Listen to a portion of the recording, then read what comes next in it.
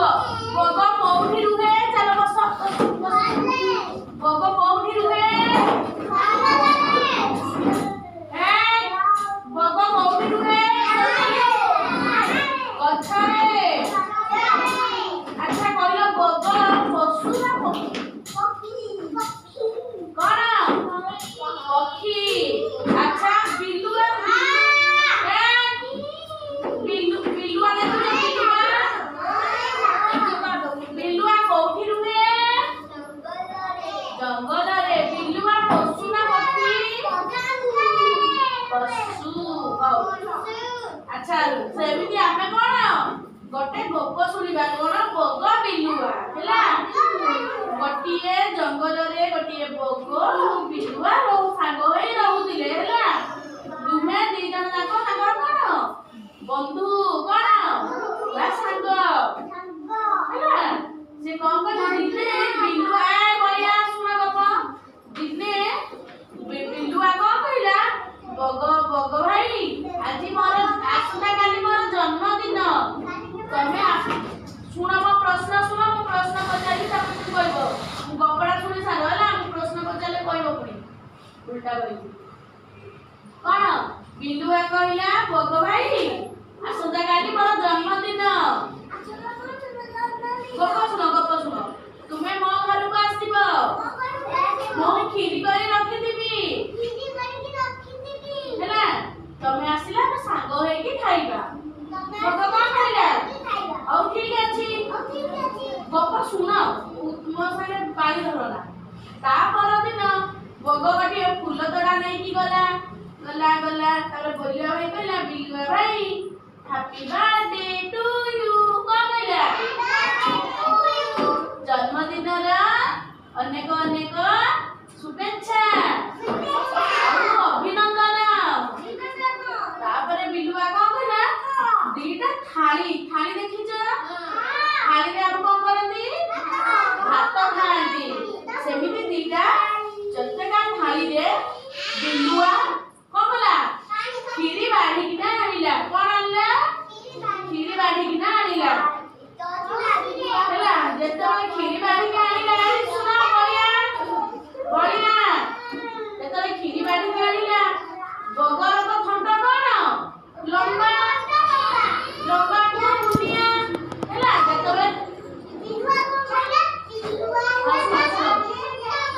ହଁ କିନ୍ତୁ ବିଲୁଆ ଥାଳିରେ ଆରାମସେ କ୍ଷୀରି ଚାଟିକା ଖାଇଦେଲା। କବିତା ବିଲୁଆ କଣ କଲା? ଥାଳିରେ କ୍ଷୀରି ଚାଟି ଖାଇଦେଲା। କିନ୍ତୁ ବଗ ଖାଇପାଇଲା ନାହିଁ ନା। ତା ଥଣ୍ଟ ଖାଲି ଖସିଗଲା। ଆଉ ମନ ଦୁଃଖରେ ବଗ କଣ କଲା? ଘରକୁ ପଳେଇ ଆସିଲା। କିଛି ଦିନ ଗଲା ପରେ ବଗ କଣ କହିଲା ନା ମତେ ଦିନେ ବିଲୁଆକୁ ବୁଦ୍ଧି ସୁଖେଇବାର ଅଛି। ମତେ ସିଏ ଘରକୁ ଡାକିକି ଅପମାନ କରିଛି ନା, ମୁଁ ବି ତାକୁ ଛାଡ଼ିବି। ତାପରେ ବଗ କଣ କଲା? ବିଲୁଆ ଭାଇ ଆସନ୍ତା କାଲି ଆମ ଘରକୁ ଆସିବ। ମୁଁ ମାଂସ ତରକାରୀ କରି ରଖିଥିବି। ତୁମକୁ ନିମନ୍ତ୍ରଣ ରହିଲା। ଆସିବ ଆମେ ସାଙ୍ଗ ହୋଇ ଖାଇବା। ବିଲୁଆର ତ ଲୋଭ ହେଲା। ବିଲୁଆ କଣ ଲୋଭୀ। ମାଂସ ତରକାରୀ ଦେଖିକି ଲୋଭ ଲାଗିଲା। ବୋଲେ ଯିବି ଆଉ। ସିଏ ଭୁଲି ଯାଇଛି ମୁଁ ବଗକୁ ଡାକିକି ଅପମାନ କରିଛି ବୋଲି ନା। ତାପରେ ଗଲା ବିଲୁଆ ଯେତେବେଳେ ବଗ ଘରକୁ ଗଲା ବଗ ମାଂସ ତରକାରୀ ରାନ୍ଧିକି ବସିଛି। ସ୍ମେଲ୍ ବାସ୍ନା କେତେ ସୁନ୍ଦର ମାଂସ। ବଗ ବିଲୁଆର ପାଟିରୁ ଲାଳ ବୋହିଲା ନା। ବଗ ବଢିଆ ରାନ୍ଧିଛ। ଆଜି ପେଟ ପୁରିକିନା ଖାଇବି। କଣ ଖାଇବି? ମାଂସ ତରକାରୀ ଖାଇବି। ବଗ କିନ୍ତୁ ତାର ଅପମାନ ଭୁଲିଛି କି? ଭୁଲିନି। ବଗ କଣ କଲା ନା ଦିଟା ସରୁ ମୁହଁ ମାଠିଆ ପିହୁ ବସିଲା। ସରୁ ମୁହଁ ମାଠିଆରେ ମାଂସ ତରକାରୀ ବାଢିକି ଆଣିଲା। କଣ କଲା? ବସିଲା। ସରୁ ମୁହଁ ମାଠିଆରେ ମାଂସ ତରକାରୀ ବାଢିକି ଆଣିଲା। ଯେହେତୁ ବିଲୁଆ କଣ କଲା? ମାଠିଆର ମାଂସ ତରକାରୀ ଖାଇପାରିବ କି? କାହିଁକି ନା ତା ମୁହଁଟି ବଡ। ମାଠିଆର ମୁହଁଟି ଛୋଟ, ବିଲୁଆର ମୁହଁଟି ଟିକେ ବଡ। ଯେତେବେଳେ ମାଠିଆରେ ପଶିବ ତା ମୁହଁ ପଶିବନି, ଲାଗିବ ଏଠି ଥୋଡ଼ି ପାଖରେ ଲାଗିବ। ଆଉ ମାଂସ ତରକାରୀ ଖାଇପାରିବ କି?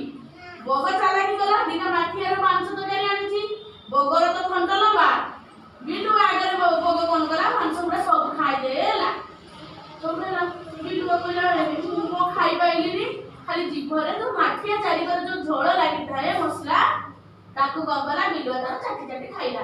ବଗ ତା ଆଗରେ ଖାଇ ଦଉଛି ମାଂସ ଢୋକ ଢୋକ କରିକି ଖାଇଦେଲା। ବିଲୁଆ ଆଉ କହିଲା ମନ ଦୁଃଖ କରିକି କଣ କଲା ମାଂସ ତରକାରୀ ଖାଇ ପାଇଲାନି। ମନ ଦୁଃଖ କରିକି କଣ କଲା ପଳେଇ ଗଲା। ଏଇଥିରୁ କଣ ବିଲୁଆ କଣ ଶିଖିଲା ବୁଦ୍ଧି କଣ ଶିଖିଲା? ଘରକୁ ଡାକିକି ଅତିଥି ମାନଙ୍କୁ ଅସମ୍ମାନ କରିବା ନାହିଁ ନା। ଘରକୁ ଆସିଥିବା ବନ୍ଧୁ ଭଗବାନଙ୍କ ସାଙ୍ଗେ ସମାନ ନା, ତାକୁ ଆମେ ଅସମ୍ମାନ କରିବା କଥା ନୁହଁ। ତାହେଲେ ଏଇଠୁ ବିଲୁଆ ବୁଦ୍ଧି ଶିଖିଲା ନା। ବିଲୁଆ ସିନା ତାକୁ ବଗକୁ ଆଗେ ଗଲାରୁ ବଗ ବି ତାକୁ ଦେଶାକୁ ଦେଶା କରିଦେଲା। ଆଉ ଶୁଣ ସେ ତାଙ୍କ ଘରକୁ ଗଡିଆ ତଳେ ଗଲା ଫାଲିକି ବାହାର କରିବ ମୁଣ୍ଡ ଫାଟି ଯାଉଛି ଯାହା ନା, ସେମିତି କରିବନି। ଯଦି ବଗ ବି ଭୁଲ କଲା ନା ନାହିଁ, ଯଦି ବିଲୁଆ ତାକୁ ଅସମ୍ମାନ କରୁଥିଲା, ଇଏ କଣ ତାକୁ ଡାକିକି ଅସମ୍ମାନ କରିବାର ଥିଲା କି? ଇଏ ବି କରିବାର ନଥିଲା।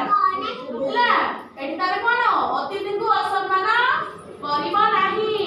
ସମସ୍ତେ ଅତିଥିଙ୍କୁ ନମସ୍କାର କରିବ ନା। ଏଇ ତାଙ୍କୁ ନମସ୍କାର କରୁଛୁ ବଡଟି, ଅତିଥିଙ୍କୁ ନମସ୍କାର କରିବ। ତମ ଅଙ୍ଗନବାଡିକି ଯୋଉ କିଏ ବଡ ବଡ ଆସିବେ ସାର୍ ମାନେ ଦିଦି ମାନେ ସମସ୍ତଙ୍କୁ ନମସ୍କାର କରିବ।